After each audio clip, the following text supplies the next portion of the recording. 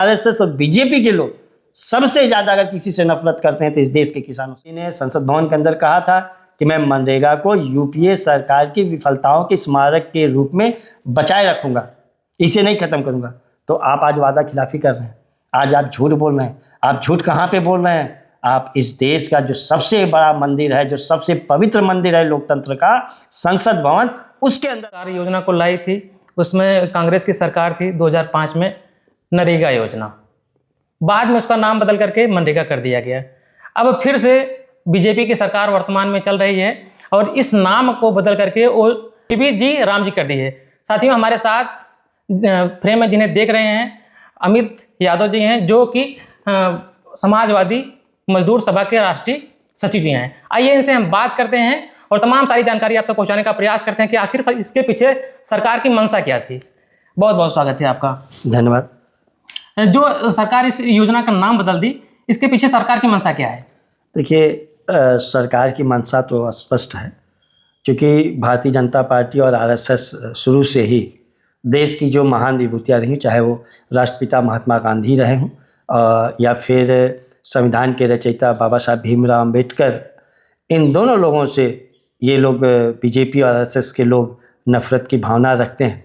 और उनकी हमेशा यही कोशिश रहती है कि समय समय पे ये जो महान विभूतियाँ हैं, इनके नाम को वो बदनाम करना चाहती है, इतिहास से मिटाना चाहती है और अपने नायकों को स्थापित करना चाहती है।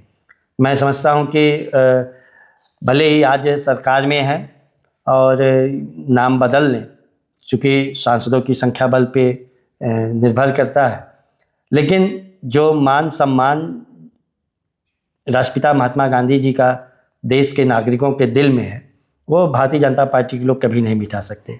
अभी कुछ दिन पूर्व रूस के राष्ट्रपति व्लादिमीर पुतिन साहब आए हुए थे जी, आप सब जानते हैं। वो किसी भी व्यक्ति के स्मारक पे नहीं गए, लेकिन भारत में आके वो राष्ट्रपिता महात्मा गांधी जी के स्मारक पे फूल चढ़ाने के लिए, श्रद्धासुमन अर्पित करने के लिए गए थे जी। तो ये दर्शाता है कि महात्मा गांधी बहुत बड़ा नाम है इस देश के लिए और एक पहचान। अगर आप विदेशों में लोगों से पूछेंगे कि भारतीयों की क्या पहचान है, किस भारतीय को आप जानते हैं, तो उसमें से अधिकतर लोग आपको महात्मा गांधी का नाम लेते हुए दिखाई देंगे। जी। महात्मा गांधी का जो दर्शन रहा है वो लोगों को बहुत प्रभावित किया, पूरे विश्व में प्रभावित किया है। केवल देश की बात नहीं कर रहा हूँ। हाँ, ये जरूर है कि ये कुछ चंद भारतीय जनता पार्टी और आरएसएस के लोगों को उनका दर्शन प्रभावित नहीं कर पाया। लेकिन मैं आपसे आपको रोकना चाहता हूँ, जिससे जब भी यहाँ पर भारत में कोई भी सरकार यहाँ पर आई है, जैसे मतलब इसके पहले मुगल भी यहाँ पर शासन कर रहे थे, तो यहाँ पर जो यहाँ के नाम को जो परिवर्तन करने की परंपरा चली आ रही है, बहुत पुरानी समय से चली आ रही है, लेकिन इसका विरोध अब लोग इसका क्यों करने लगे हैं? इसका देखिए, विरोध आज नहीं कर रहे हैं। विरोध जब भी नाम बदला गया है तो लोगों का विरोध रहा है। मेरा सवाल ये है कि आपको नाम बदलने की आवश्यकता क्यों पड़ी? अगर आपका अपना नाम है तो आप अपने उसके लिए काम कीजिए। आप दूसरे का नाम बदल के क्या दिखाना चाहते हैं? कल आप अगर अमित यादव प्रसिद्ध हो जाए, कल आप पीछे पड़ जाए, नहीं हम मनोज कुमार से मेरा नाम अमित यादव जाना जाए, तो ये चीज़ नहीं चलती है। ये कोई विधान नहीं है कि आप चर्चित नाम को हटा दीजिए या बना दीजिए। तो ये सब नाम बदलना ये गलत परंपरा है। आपको अपने कर्म से पहचान में, हमारे जो भगवान श्री कृष्ण है, गीता में उन्होंने उपदेश दिया, उन्होंने ये नहीं कहा कि आप नाम बदल लेना, उन्होंने कहा कि आप कर्म करो। जब आप कर्म करोगे तब आपका नाम भी होगा, तब आपका पहचान भी होगा। लेकिन जो सरकार इस योजना को लाई है, जी राम जी योजना, इसमें सरकार की जो कह रही है कि मतलब कि इसके पहले जो रोजगार में 100 दिन का काम दिया जाता था, अब इसको बढ़ा करके 100 दिन काम दिया जा रहा है। नहीं, देखिए, ये कहीं ना कहीं मजदूरों के फायदे के लिए सरकार तो बता रही है इसको कर रहे हैं हम लोग। सरकार तो बताती है कि हम मजदूरों के फायदे के लिए काम कर रहे हैं, लेकिन आप उसको पीछे से देखिए तो ये मजदूरों के फायदे के लिए नहीं है। देखिए, सबसे पहले आप बात समझिए कि ये मनरेगा है क्या। जो राष्ट्रीय ग्रामीण रोजगार योजना था, उसका उद्देश्य था कि हम अपने देश के ग्रामीण क्षेत्रों में रहने वाले लोगों को गारंटी, रोजगार की गारंटी देते हैं जी, कि साल भर में उसको 100 दिन की काम उसको मिलेगा। उसे भीख मांगने की, अपने परिवार चलाने के लिए उसे भीख मांगने की आवश्यकता नहीं पड़ेगी। उसे किसी दूसरे शहर, दूसरे राज्य में जाने की आवश्यकता नहीं पड़ेगी। उसको उसके गांव में ही 100 दिन का रोजगार मिल जाएगा जी। ये मूल भावना मनरेगा की थी। आज उस भावना के साथ चेंज पूरा परिवर्तित कर दिया गया। तो अब वो वाली बात तो रही नहीं गई। रही बात, चूँकि केंद्र सरकार ये योजना लाई थी और केंद्र सरकार 90% बजट दे रही थी, जी। तो वो था। आज इस बजट का एलोकेशन डिवाइड कर दिया गया, 60% केंद्र सरकार देगी, 40% राज्य सरकार देगी। तो मैं पूछता हूँ, तो ये गारंटी कहाँ से रह गई? केंद्र सरकार कैसे कह सकती है कि मैं किसी को रोजगार की गारंटी दे रहा हूँ? अगर आप 60% पैसा दे रहे हैं, 40% दूसरे सरकार को देनी, अगर वो नहीं देगा तो उस मजदूर को कहाँ से काम मिलेगा? हकीकत, अब अभी आपने कहा कि 100 दिन के बजाय 125 दिन, जी।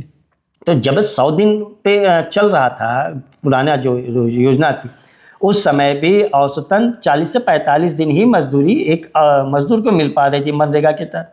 आपने उसको बढ़ाने का काम ही नहीं किया और कह दिया कि हम 125 दिन देंगे। दूसरी चीज़, सबसे बड़ी चीज़, नरेंद्र मोदी जी प्रधानमंत्री बनने के बाद संसद भवन के अंदर जाते हैं और कहते हैं कि हम मनरेगा को ख़त्म नहीं करेंगे। मैं बड़ी गंभीरता के साथ, बड़ी जिम्मेदारी के साथ ये बात कह रहा हूँ, मैं कोई आरोप नहीं लगा रहा हूँ। ये आपको टीवी में गूगल करेंगे, आपको ये वीडियो मिल जाएंगे, लोगों से पूछेंगे तो बताएंगे। नरेंद्र मोदी जी ने संसद भवन के अंदर कहा था कि मैं मनरेगा को यूपीए सरकार की विफलताओं के स्मारक के रूप में बचाए रखूंगा, इसे नहीं खत्म करूंगा। तो आप आज वादा खिलाफी कर रहे हैं, आज आप झूठ बोल रहे हैं। आप झूठ कहाँ पे बोल रहे हैं? आप इस देश का जो सबसे बड़ा मंदिर है, जो सबसे पवित्र मंदिर है लोकतंत्र का, संसद भवन, उसके अंदर आप झूठ बोल रहे हैं। आपने कहा, आपकी कहनी और कथनी में अंतर है, आप कहते कुछ है, करते कुछ है। तो जब वो जो सरकार कह रही थी कि हम इसे विफलताओं का स्मारक बना के रखेंगे, आज वो ख़त्म करने पे आमदा हो गए, तो कैसे विश्वास कर लिया जाए कि इनकी जो ये नई योजना है ये मजदूरों के हित के लिए है? तो इसमें तो सरकार करे कि इसमें जो संशोधन किया गया, इससे भ्रष्टाचार जो है खत्म होगा, इसको भ्रष्टाचार से खत्म करके जो इसके पहले चल रहा था, अब इसमें और क्लियर किया जाएगा इसको। भैया, भ्रष्टाचार की तो जननी ही भारतीय जनता पार्टी हो गई है। आज हर जगह भ्रष्टाचार। और वो लोग कह रहे हैं कि हम भ्रष्टाचार खत्म कर देंगे, जिन्होंने इलेक्टोरल बॉन्ड के नाम पर ये जो मुफ्त की वैक्सीन चल रही थी, उसमें उन्होंने भ्रष्टाचार कर लिया। इनके भ्रष्टाचार पिछले जो पहले की सरकारें रहती थी, वो तो सड़क में के नाम पे, स्कूल और अस्पताल बनाने के नाम पे चंद पैसे का भ्रष्टाचार कर लेते थे। इन्होंने, और उनके जो भ्रष्टाचार का रिकॉर्ड रहता था वो कागजों की फाइलों पे रहता था। लेकिन भारतीय जनता पार्टी की, मोदी सरकार की जो भ्रष्टाचार का जो रिकॉर्ड आपके शरीर में है, कोरोना के वैक्सीन के रूप में आपके शरीर में, हर नागरिक के जिन्होंने वैक्सीन लगवाया उन सब के अंदर जो है वो जो वैक्सीन है, वो भारतीय जनता पार्टी का भ्रष्टाचार का जीता जागता स्वरूप है। तो ये लोग भ्रष्टाचार कम करना था तो भ्रष्टाचार को कम करते, योजना को खत्म करने की कौन सी बात हो गई? योजना को खत्म करके आप कैसे भ्रष्टाचार खत्म कर देंगे? पारदर्शिता लाने में और उसकी बात करने में, दोनों में बहुत अंतर है। और ऐसे लोग जिनकी कथनी करने में अंतर है, उनके ऊपर इस देश के नागरिक नहीं विश्वास कर सकते हैं। जब इनके कथनी और कथनी में इतना डिफरेंस है, अभी आप देखें कि बिहार का जल्द ही चुनाव हुआ और उसका रिजल्ट आया, तो जनता क्यों उनको पसंद करती है? फिर देखिए, पसंद कहाँ करती है? जो लोग वोट चोरी करके सरकार में बने हैं, तो उन्हें जनता कहाँ पसंद कर रही है? अभी कुछ दिन पूर्व ही वहाँ के जो इनके सहयोगी रहे हैं, जीतन राम मांझी जी ने, उन्होंने खुलेआम कहा कि हमने अपने उम्मीदवार को डीएम से कह के 12,000 वोटों से जितवाया है। तो और आपका क्या सबूत चाहिए?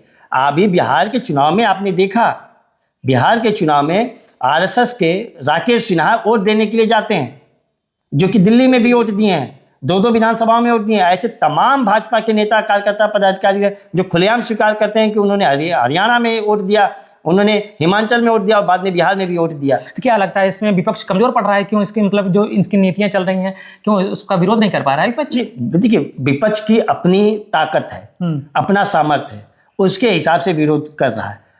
आज की जो सरकार है वो तमाम संसाधनों पे, जो संवैधानिक संस्थान हैं उन पे हावी हो चुकी है। आज अगर कोई आवाज़ उठाने जाता है तो उसके यहाँ ईडी वाले चले जाते हैं, उसके यहाँ सीबीआई वाले चले जाते हैं, उसके यहाँ पुलिस वाले चले जाते हैं। तो ऐसे लोगों की आवाज़ दबाने का काम ये सरकार कर रही है। जी। अच्छा, फिर से आते हैं मनरेगा पर। थोड़ा सा हम लोग टॉपिक से हट गए थे। जो मजदूर प्रभावित हो रहे हैं, सरकार इसके लिए क्या कदम उठाएगी? देखिए, सरकार को तो पहले चाहिए कि ये जो योजना है इसे एज इट इज रहने दे। जहाँ भी जो भी कमियां विसंगतियां हैं, जो भ्रष्टाचार के मामले हैं, उसको समझकर उसके तह में जाके उन्हें दूर करने का काम करें। देखिए, ये योजना निश्चित रूप से जो मजदूर थे उनको पलायन के लिए रोक रही थी, साथ ही साथ उन्हें सम्मानपूर्वक जीने का एक अवसर प्रदान कर रही थी। और जो वर्तमान सरकार है वो यह चाहती है कि उद्योगपतियों को सस्ता श्रम मिल जाए, तो इसलिए अपने जो उद्योगपति आका हैं उनको खुश करने के लिए ये योजना खत्म किया जा रहा है। साथ ही साथ देखिए, नाम भी अजीब व गरीब लेके आया जा रहा है। जब पहले का नाम था सीधा सीधा साफ साफ नाम था राष्ट्रीय ग्रामीण रोजगार योजना, अब विकसित भारत ग्रामीण आजीविका, वो मजदूर बेचारा तो उस योजना का नाम भी नहीं ले पाएगा कि किस योजना के अंतर्गत। अमित जी, इसका विरोध जिसे करें चंद्रशेखर रावण जी, उन्होंने कहा कि इसका नाम बदल करके भीम कर देना चाहिए था। नहीं, देखिए, उन्होंने ये नहीं कहा कि इस योजना का नाम बदल के कर दिया जाए। जैसे उनका ये कहना था कि अगर नाम ही बदलना था तो वो नाम बदल दिया जाता। ठीक है, जिसकी जैसी जो भावना है वैसे। कि मैं ये पूछ रहा हूँ, नाम बदलने की जरूरत ही क्यों है? आपके अंदर अगर इस राष्ट्र को विकसित राष्ट्र बनाने के लिए आपने कोई रूपरेखा तैयार किया है, आपकी कोई सोच है, तो उसको आप इम्प्लीमेंट कीजिए। उसके लिए किसी ने आपको नहीं रोका है।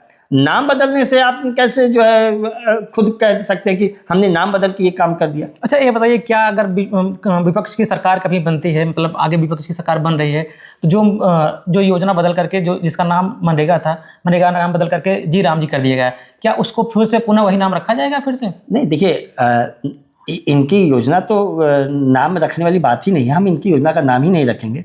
हम अपनी योजना को पुनर्जीवित करेंगे। जो हमारा नाम था, जो हमारा काम था, उसको पुनर्जीवित करने का काम करेंगे। क्योंकि राष्ट्रीय ग्रामीण रोजगार योजना जो एक मिशन के रूप में लाया गया था, वो उसकी जो भावना थी उसको बनाए रखने की ज़रूरत है। तो हमको वो नाम भी पसंद है, हमको वो काम भी पसंद था। मतलब वो नाम दोबारा से फिर से रखा जाएगा? क्यों नहीं, जरूर रखा जाएगा। जब आप नाम बदल सकते हैं तो जो दूसरा सरकार में आएगा वो भी अपना नाम बदल सकता है। और ये कोई एक साधारण योजना नहीं थी। ऐसा ये तो चूँकि ये टारगेट करने के लिए कहते हैं कांग्रेस की सरकार, तो मैं आपको बता दूं, ये कांग्रेस की सरकार नहीं, ये यूपीए सरकार की देन थी जी।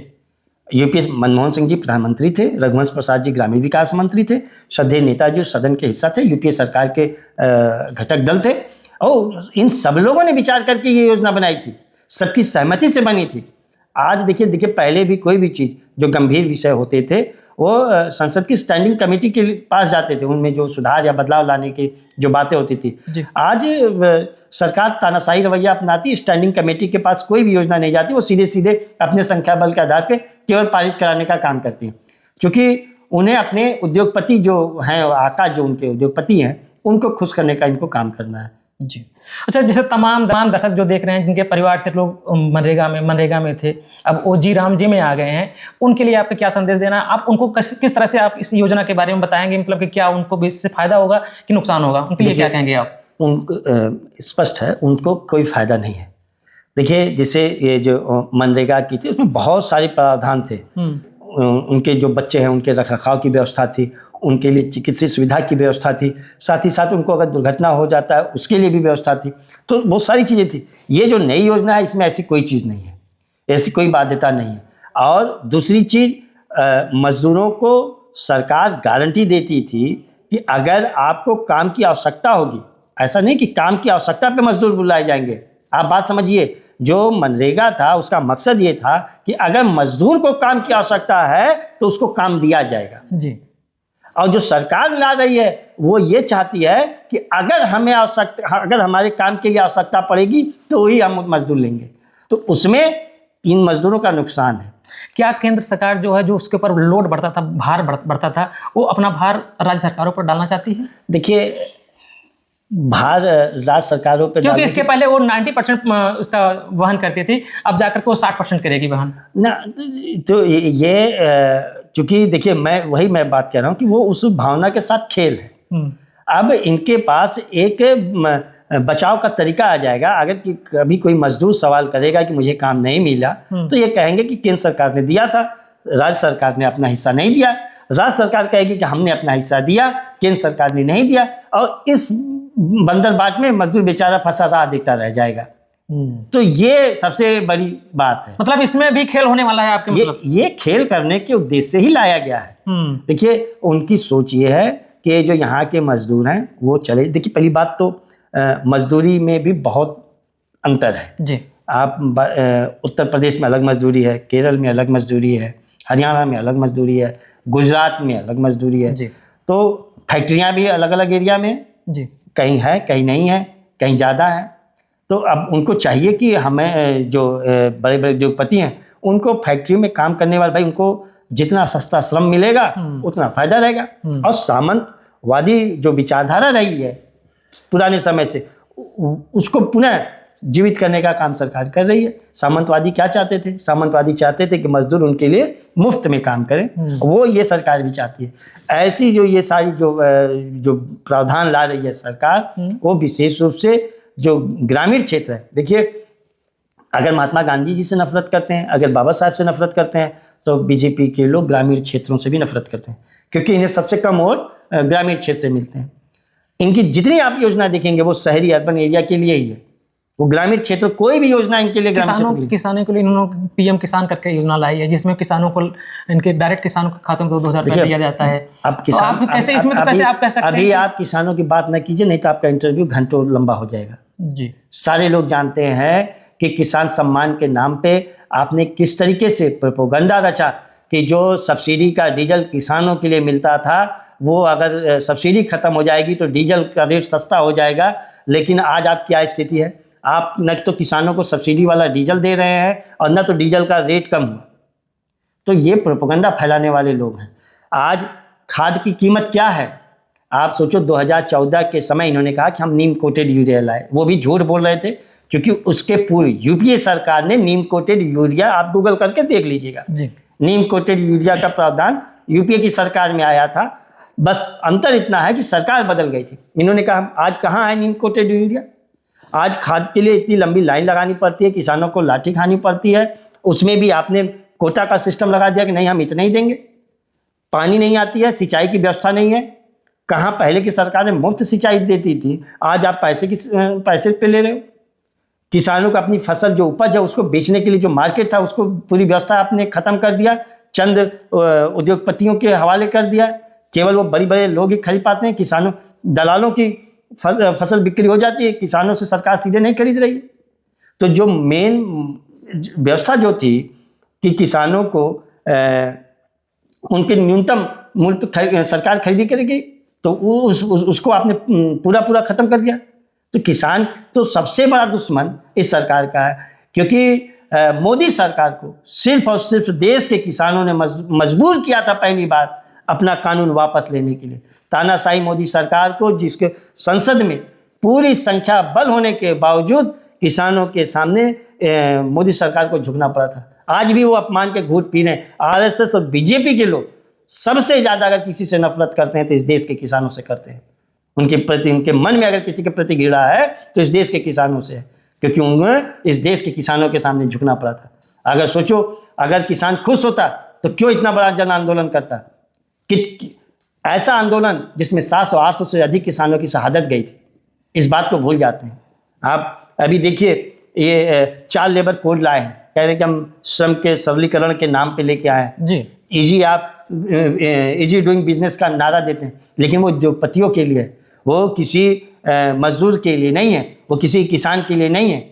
पहले मजदूर बड़ी लड़ाई लड़ा, पहले लोगों से लंबा समय काम लिया जाता था मजदूरों से, तो पूरे विश्व के मजदूरों ने लड़ाई ली, इसीलिए मजदूर दिवस मनाते हैं। कई मजदूरों की उसमें शहादत गई, तब जाके ये इसको एक कानूनी जामा पहनाया गया कि मजदूरों से सिर्फ और सिर्फ 8 घंटे का काम लिया जा सकता है। आज इस पुराने श्रम कानूनों को बदलने के नाम पे उद्योगपतियों के हित में को ध्यान में रखते हुए मजदूर विरोधी नए लेबर कोड लाए गए, उनसे 12 घंटे का काम लिया जा सकता है। तो ये है ये भारतीय जनता पार्टी की सोच। वो किसान विरोधी है, वो मजदूर विरोधी है जी। ज़्यादा से ज़्यादा तमाम किसानों के लिए आपके क्या संदेश है?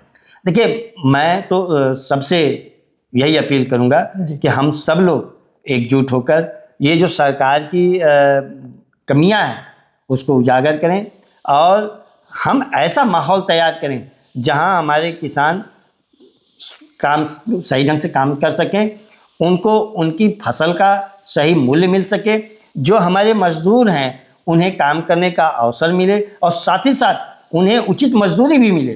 तो जब तक देखिए ये हर आम नागरिक की आवश्यकता है। अगर देखिए सरकार क्षणिक सुख में चाहे जो कर ले, लेकिन लंबे समय के लिए आप देखेंगे तो नागरिकों को ही नुकसान होने वाला है, क्योंकि अगर किसान खेती से विमुख हो गया तो आपको जो खाद्यान्न कहाँ से मिलेंगे, फिर वो महंगे हो जाएंगे, तो उसका भी कष्ट आपको ही झेलना पड़ेगा। और अगर लोग मजदूरी तो निश्चित रूप से कोई करना नहीं चाहता है। लाल बहादुर शास्त्री जी ने नारा देकर गए थे, जय जवान जय किसान की। तो उनकी सोच थी और उनका वो काम करते थे।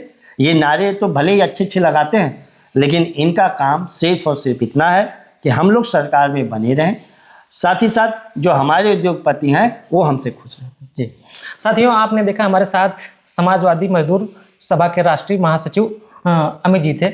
इन्होंने अपनी बेबाकी से अपनी राय को रखा कि जिस तरह से भारत सरकार इसमें जो पुरानी कानून थे उसको बदल करके, जो पुराने नियम था, नाम चेंज करके किस तरह से इन्होंने जो नाम बदल दिया, उस पर इन्होंने अपनी राय को बेबाकी से रखा। साथियों, इनके विचार को लेकर के इस तमाम जो इसमें जो नाम बदला गया उस पर आपके क्या विचार, अपना विचार कमेंट बॉक्स में जरूर दीजिएगा। फिर मिलते हैं दूसरी खबरों के साथ। धन्यवाद।